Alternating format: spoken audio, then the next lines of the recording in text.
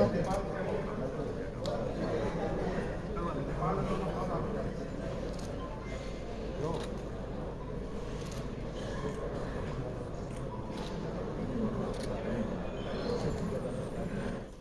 पहले तो मैं हमारे बीच में पधारे हुए देश और दुनिया से आए सभी आगंतुकों पर जो बायर और सेल मीट में जेपी होटल और आगरा में पधारे हैं, मैं आप सबका हृदय की गहराइयों से आगरा की इस धरती पर, प्यार की इस धरती पर, ताजमहल जैसे मोनूमेंट जो पूरी दुनिया में जाना जाता है, इस शहर में आपका हार्दिक स्वागत करता हूँ, आपका हार्दिक अभिनंदन करता हूँ। आप देखते हैं आलू एक ऐसी फसल हो गई है जैसे मेरठ और उसके आसपास में गन्ना की फसल होती है, वो जगह आज आगरा में, फरुखाबाद में, मथुरा में, मैनपुरी में, इटावा में जो पूरी बेल्ट है, ये आलू ने इसको ले लिया।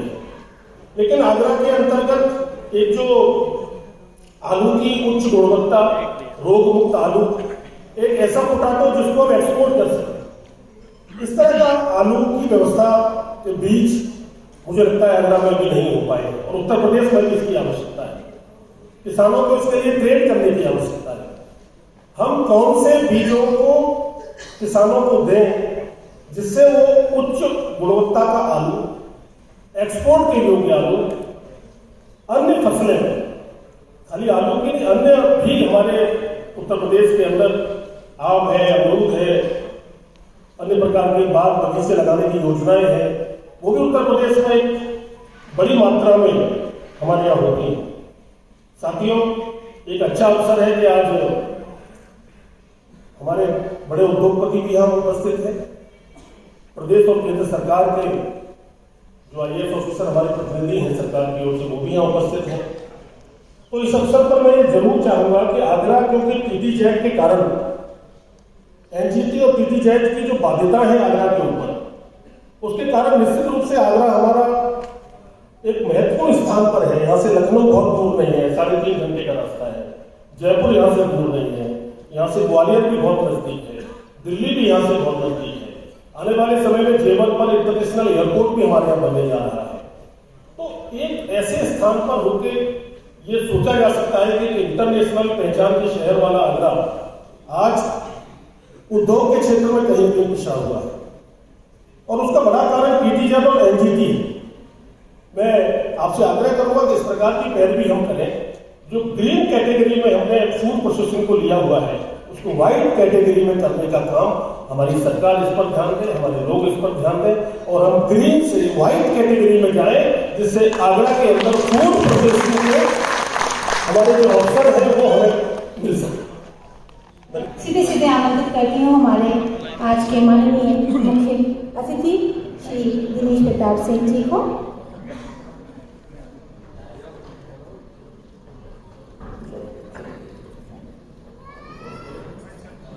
उत्तर प्रदेश सरकार के यशस्वी मुख्यमंत्री आदरणीय योगी आदित्यनाथ जी की प्रेरणा से आगरा की पावन भूमि पर आयोजित बायर सेलर मीट में जो हमारे देश से बाहर से अतिथि आए हैं, मैं सबसे पहले अपनी ओर से, अपनी सरकार की ओर से, माननीय मुख्यमंत्री जी की ओर से उनका हृदय से स्वागत, अभिनंदन करता हूं। उत्तर प्रदेश में आज इस कार्यक्रम में हम सबके बीच भारत सरकार के माननीय मंत्री, बड़े भाई, कुशल वक्ता, लोकसभा, विधानसभा और लगभग सभी सदनों में सेवाएं दे चुके प्रोफेसर SP सिंह बघेल जी, हमारे उत्तर प्रदेश के मुख्यमंत्री जी, और मैं स्वयं उद्यान मंत्री के रूप में अगर दुबई में भी कुछ बोलता हूं तो कहता हूं कि हमारे आलू किसानों की मेहनत के कारण हिंदुस्तान में आलू का, हिंदुस्तान के कुल उत्पादन का उत्तर प्रदेश में 35% आलू सिर्फ हमारा उत्तर प्रदेश पैदा करता है। ये सम्मान अगर हमको हमारी सरकार को कोई दिला पाया है तो आगरा और आसपास के जिलों के आलू के किसानों की मेहनत के कारण मैं देश और दुनिया में गर्व से कहता हूं कि हमारे राज्य का आलू सबसे ज्यादा पैदा करने वाले किसान हैं। सम्मानित साथियों, हमारे राजकुमार चहार जी ने अभी अपने वक्तव्य में कहा, कुछ और लोगों ने कहा, कुछ सामान्य किसानों ने भी इसको रंगित किया है। मैं उनसे कहना चाहता हूं, जो एक लैब की बात कर रहे थे, अनुसंधान केंद्र की बात कर रहे थे, उस पर हम लोगों ने जनपद आगरा में राष्ट्रीय आलू केंद्र, जो पेरू साउथ अमेरिका की एक शोध शाखा है, को आगरा में स्थापित करने के लिए उत्तर प्रदेश के मुख्यमंत्री जी और मैं स्वयं देश के कृषि मंत्री जी और देश के अधिकारियों से मिलकर के मेरी कोशिश है कि वो यथाशीघ्र आगरा में स्थापित हो जाए, जिससे गुणवत्तापरक आलू हमारा किसान पैदा करेगा, तो हमको अंतर्राष्ट्रीय बाजारों में आलू पाया जाएगा, उसका मूल्य संवर्धन होगा, किसानों को अधिक उसका मूल्य मिल सकेगा। आदरणीय राजकुमार चहार जी ने अपेक्षा की थी कि इस जो टीपीटी जोन में हम लोग ग्रीन जोन में हैं, इसके बाहर या इसको परिवर्तित करा के व्हाइट जोन में किया जाए। मैं समझता हूं सरकारों के मध्य का निर्णय नहीं है, एनजीटी का विषय है और कुछ सुप्रीम कोर्ट का विषय भी संभवतः है, इसमें कुछ सुप्रीम कोर्ट का विषय भी है। तो मैं समझता हूं हमारे प्रोफेसर एसपी सिंह बघेल जी अधिवक्ता भी हैं, मंत्री भी हैं, सांसद भी हैं, ये काम उद्यान विभाग की ओर से थोड़ा प्रयास करें। मेरी पत्रावली कुछ भारत सरकार में लंबित है, आगरा में स्थापित होना है अंतर्राष्ट्रीय आलू केंद्र, उसकी स्थापना में थोड़ा हमारा सहयोग करें। मैं उम्मीद करता हूं यथाशीघ्र अगर सहयोग होगा तो हम एक बड़ी चीज आगरा में स्थापित कर पाएंगे। इसके अतिरिक्त जो उत्तर प्रदेश सरकार से संभव था, हम लोगों के द्वारा यहां पर सेंटर ऑफ एक्सीलेंस की स्थापना की गई है। Centre of excellence for vegetables भी है और centre of excellence for potatoes भी है। हमारी कोशिश है कि गुणवत्तापरक बीज किसानों को हम दे पाए, क्योंकि जब हम विदेशी मार्केट में आपके आलू को स्थान दिलाने के लिए पैरवी करते हैं तो कुछ चीजें बाधक हो जाती हैं। अच्छा बीज मिलेगा तो निसंदेह हमारा आलू आगरा का किसान ऐसा पैदा करेगा जो दुनिया के तमाम मार्केट तक हम पहुंचा पाएंगे। तो सेंटर ऑफ एक्सीलेंस की स्थापना माननीय मुख्यमंत्री जी की प्रेरणा से हम लोगों ने 2 स्थापित कर दिए हैं और एक विचाराधीन है, विचाराधीन नहीं प्रोसेस में है। सम्मानित साथियों, आप सबको पता है आगरा सबसे ज्यादा, आगरा में कोल्ड स्टोरेज स्थापित है। अभी 90% केवल आलू भंडारित हो पाया है, 10% कोल्ड स्टोर में जगह बाकी है। कहीं कोई किसान को असुविधा नहीं हो पाई। जितनी सतर्कता उत्तर प्रदेश सरकार के द्वारा बरतनी थी, हर प्रयास किया गया। हम लोगों ने राज्य सरकार की ओर से क्रय केंद्र खोले कि उनकी दरें ज्यादा गिरने न पाए और हम लोग सफल है। आलू का किसानों का आलू सड़कों पर नहीं जाने पाया। और जो लोग कह रहे थे कि सरकारें आलू गिराती हैं, उनके राज्य में आगरा ने बड़े करीब से देखा है। कोल्ड स्टोरेज से किसान आलू उठाने नहीं गया, कोल्ड स्टोर मालिकों ने आलू निकाल करके उनकी सरकारों में बाहर फेंका है, सड़कों पे सड़ा है। लेकिन योगी आदित्यनाथ जी की सरकार में कहीं एक आलू किसान का आलू बर्बाद नहीं होने पाया।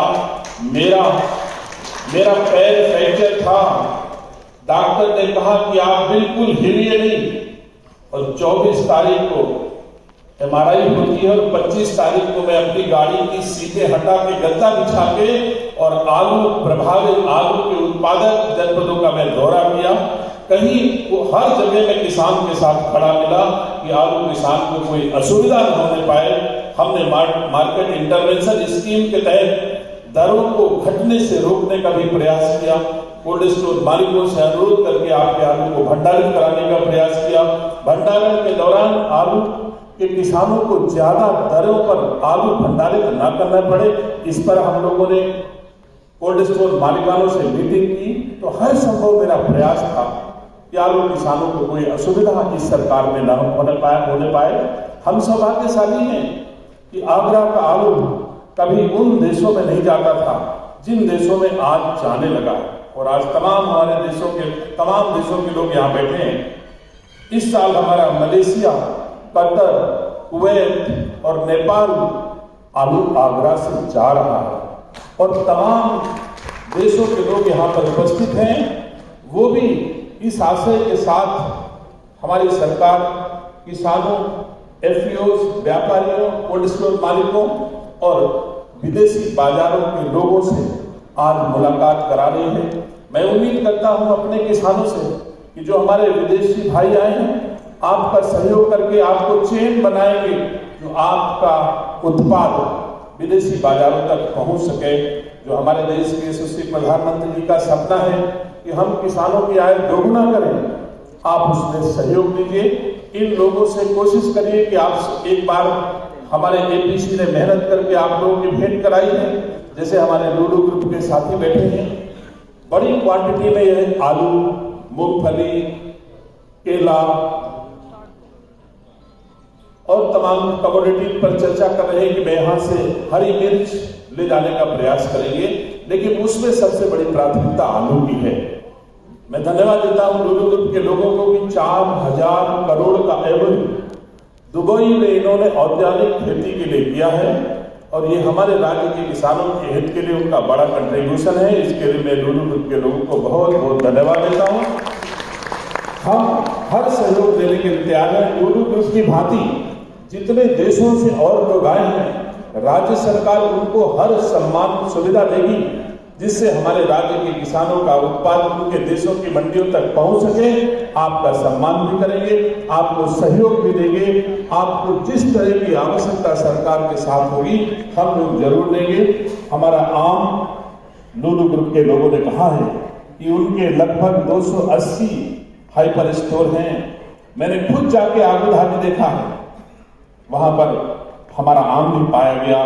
मेरी कोशिश होगी कि वहां पर आम भी हमारा आगे ये लोग एक्सपोर्ट करेंगे। ऐसे ही हमारे यहाँ से मिर्च जा रही है, विदेशों को जा रही है, बहुत अच्छी तादाद में जा रही है। तमाम फसलें हैं जिनको हमको अब इस सरकार में विदेशी बाजारें मिल रही हैं। मैं सुख का अनुभव करता हूं, परिश्रम मेहनत करता हूं। अभी हमारे एसपी सिंह बघेल जी कह रहे थे यहाँ प्रोसेसिंग यूनिटें आनी चाहिए। हमारे तमाम लोग यहाँ पर उपस्थित हैं। ये सही है कि प्रोसेसिंग इकाइयां ही हमारा भविष्य लंबे समय के लिए सुरक्षित करेगी। जब तक प्रोसेसिंग इकाइयां स्थापित नहीं होगी, कभी किसी देश माल जा पाएगा, कभी नहीं जा पाएगा। लेकिन अगर प्रोसेसिंग इकाइयां होंगी तो हमारी हर औद्योगिक फसलों की सेल्फ लाइफ बढ़ जाएगी, और बढ़ जाने के बाद वो लंबे समय तक मूल्य मिलेगा, और मूल्य संवर्धन भी हमारी चीजों का होगा। इसलिए प्रोसेसिंग इकाइयों के लिए मैं दुबई भी गया और जगह गया। मैं गुजरात के मैकेन के मालिक हैं, उनकी फैक्ट्री गया, उनसे भी अनुरोध करने गया। अपने दायित्वों के साथ साथ मैं प्रयास करता हूं कि इस क्षेत्र में कैसे ज्यादा से ज्यादा हमारी आलू की प्रसंस्करण अथवा अन्य जो भी उपज किसानों की, उनकी प्रसंस्करण इकाइयां हमारी कैसे स्थापित हो सके। हमारी प्रसंस्करण इकाइयों की स्थापना के लिए भी अनेक देशों से लोग आए हैं। मैं उनको धन्यवाद देता हूं, मैं उनको विश्वास दिलाता हूं, आप हमारे राज्य में अपनी इकाइयां स्थापित करें, खाद्य प्रसंस्करण की इकाइयां स्थापित करें। हमारी सरकार आपका सहयोग करेगी, आपको सम्मान देगी, आपको कोई असुविधा नहीं हो पाएगी, इसकी हम गारंटी यहाँ से लेते हैं। सम्मानित साथियों, मुझे ज्यादा देर खड़े होने में असुविधा हो रही है, मैं थोड़ा जल्दी जाना भी चाहता हूं। हमारे एपीसी साहब रहेंगे, तो जो दोनों लोगों के बीच चेन बनाने की बात है कि जो बाहर से लोग आए हैं और हमारे राज्य के किसान हैं, उनके बीच में हमारा विभाग सेतु के रूप में काम करके दोनों के बीच में निर्धारित कराएगा कि किसी को कोई असुविधा दोनों पक्षों को न हो पाए, और ज्यादा से ज्यादा व्यापार हमारे राज्य और अन्य देशों के बीच में हो। मैं शुभकामनाएं देता हूं यहाँ पर उपस्थित अपने किसानों को, अपने बायर और सेलर्स दोनों पक्षों को धन्यवाद देता हूं।